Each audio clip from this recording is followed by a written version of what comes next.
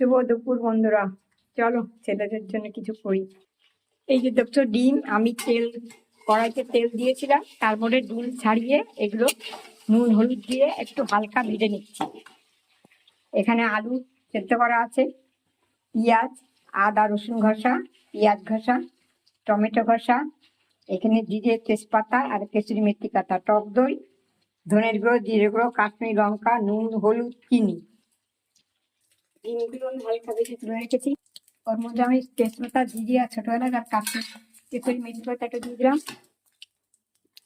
আদা রসুন পেঁয়াজ ভেজে দিয়ে দিলাম, ওই কেসুরি মাথাটা কেসুরি মেথি পাতা, জিরে তেজপাতা, এবারে আদা রসুন পেঁয়াজ ঘষা, টমেটো ঘষা, ধনের গুঁড়ো, জিরের গুঁড়ো, নুন হলুদ, কাশ্মীরি লঙ্কার গুঁড়ো, টক দই, বাদাম বাটা, পোস্ত বাটা, টক দই, বাদাম বাটা, পোস্ত বাটা, আলু,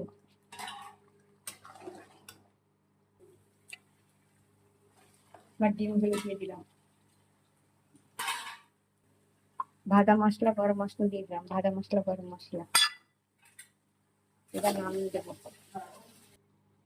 ধনে পাতা বাটা,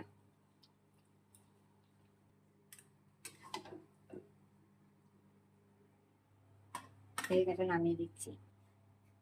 হয়ে গেছে আমার ছেলেদের জন্য ডিম দই ঝাল কালিয়া।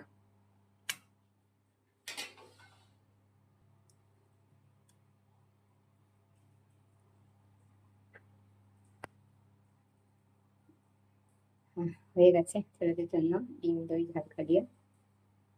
চলো টাটা।